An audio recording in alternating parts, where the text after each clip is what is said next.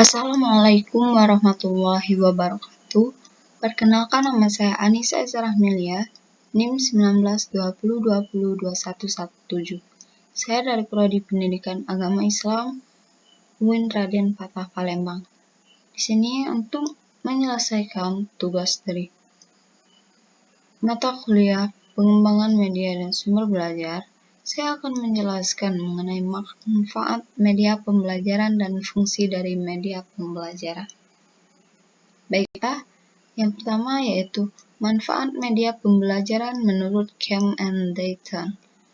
Ini merupakan manfaat media pembelajaran dari para ahli ya, di mana Azhar Arsyad tahun 2010 halaman 21 mengemukakan dampak positif atau manfaat dari penggunaan media pembelajaran yaitu penyampaian pembelajaran jadi lebih baku, pembelajaran bisa lebih menarik, pembelajaran menjadi lebih interaktif, lama waktu pembelajaran yang diperlukan dapat dipersingkat, kualitas hasil belajar meningkat, pembelajaran dapat diberikan kapan dan di mana saja, sikap positif siswa terhadap apa yang mereka pelajari dan proses belajar dapat ditingkatkan, serta peran guru dapat berubah ke arah yang lebih positif.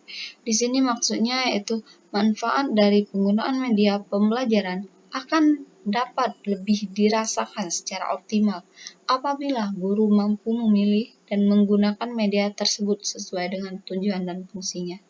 Itu adalah poin yang utamanya. Selanjutnya yaitu manfaat media dan pembelajaran menurut Sujana dan Rifai. Ini masih dari menurut para ahli ya. Yaitu yang pertama, pembelajaran akan lebih menarik perhatian siswa sehingga dapat menimbulkan motivasi belajar siswa. Maksudnya itu dengan adanya media pembelajaran, siswa akan lebih memperhatikan apa yang dijelaskan karena variasi-variasi dari media pembelajaran itu. Selanjutnya, bahan pembelajaran akan lebih jelas maknanya sehingga lebih dipahami. Maksudnya metode pengajaran akan lebih bervariasi, tidak semata-mata komunikasi verbal melalui penuturan kata-kata oleh guru sehingga tidak merasa bosan. Nah, ini seperti yang saya bilang tadi, dengan adanya media pembelajaran, siswa tidak akan bosan dengan hanya mendengarkan suara dari guru, namun dia juga bisa melihat audio, mendengarkan dan juga bisa berinovasi atau berkreasi dengan apa yang menjadi media dari pembelajaran. Selanjutnya juga siswa lebih banyak melakukan kegiatan belajar sebab tidak hanya mendengarkan uraian guru, tetapi juga aktivitas lain seperti mengamati, melakukan dan mendemonstrasikan dan lain-lain. Nah, ini maksudnya itu siswa akan lebih bertambah aktivitas belajarnya, bukan hanya mendengarkan ucapan dari guru, penjelasan dulu, namun dia bisa mengamati, dia bisa melakukan pendemonstrasian sendiri tanpa adanya rasa bosan dan tanpa adanya kekurangan. Baik, selanjutnya yaitu kesimpulan dari teori-teori dari kedua para ahli tadi, yaitu bahwa manfaat dari media pembelajaran diantaranya dapat membantu mempermudah pengajar dalam menyampaikan materi, dapat membuat pembelajaran lebih menarik dan bervariasi, siswa tidak akan merasa bosan atau jenuh, dapat menumbuhkan motivasi belajar siswa dan meningkatkan prestasi belajar. Baiklah, selanjutnya yaitu fungsi dari media pembelajaran secara umum. Fungsi dari media pembelajaran secara umum yaitu pertama, menarik perhatian siswa. Terkadang siswa kurang tertarik atau antusias terhadap satu pelajaran dikarenakan materi pelajaran yang sangat sulit dan susah dicerna. Tetapi dengan adanya media pembelajaran, suasana kelas akan lebih fresh dan siswa dapat lebih berkonsentrasi terlebih ketika media pembelajaran yang digunakan bersifat unik dan menarik. Kedua, yaitu memperjelas penyampaian pesan. Dalam pelajaran, terkadang ada hal-hal berkonsep abstrak yang sulit bila dijelaskan secara lisan, misalnya bagian-bagian tubuh manusia.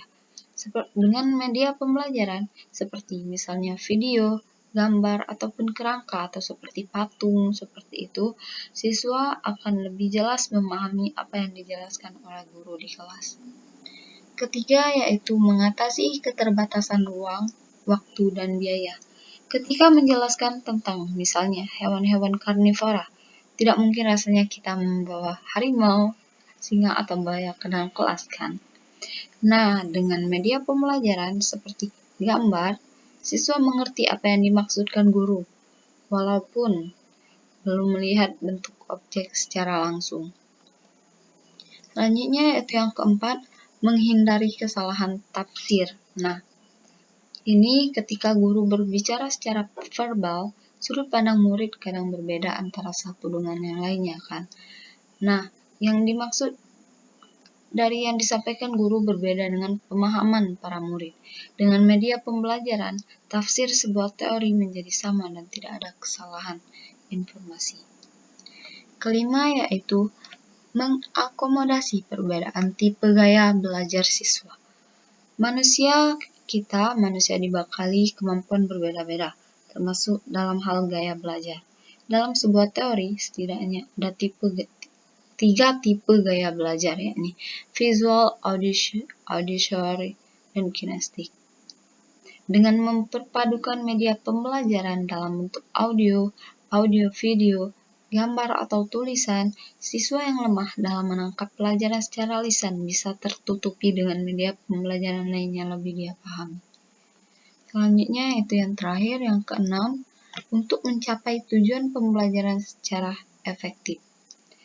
Dengan media pembelajaran, proses belajar mengajar di kelas diharapkan sukses sesuai dengan tujuan-tujuan yang ingin dicapai oleh tenaga pendidik di kelas.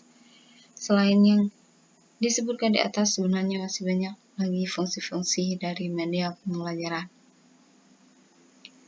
Seperti fungsi media pembelajaran menurut Levy dan Lenz. Ini merupakan fungsi media pembelajaran menurut sudut pandang ahli yaitu fungsi atensi. Fungsi atensi itu sebagai penarik perhatian siswa. Itu maksudnya adalah fungsi atensi menarik perhatian siswa agar semakin berkonsentrasi dan memusatkan perhatian pada isi materi pembelajaran. Selanjutnya yaitu fungsi kognitif sebagai mempermudah siswa belajar.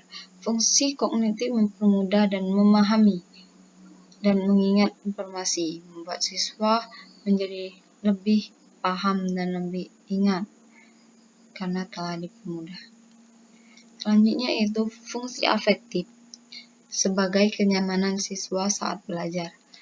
Fungsi afektif adalah kenyamanan siswa ketika belajar atau membaca, misalnya teks bergambar, itu akan ada bacanya. Selanjutnya yaitu fungsi kompensatoris, yaitu sebagai pembantu siswa dalam pembelajaran, di mana fungsi kompensatoris mengakomodasi atau membantu siswa yang lemah dalam menerima pelajaran yang disajikan secara verbal atau teks. Baiklah, mungkin itu saja yang dapat saya jelaskan. Semoga apa yang telah dijelaskan tadi dapat bermanfaat untuk kita semua yang telah menonton video ini. Terima kasih saya ucapkan. Wassalamualaikum warahmatullahi wabarakatuh.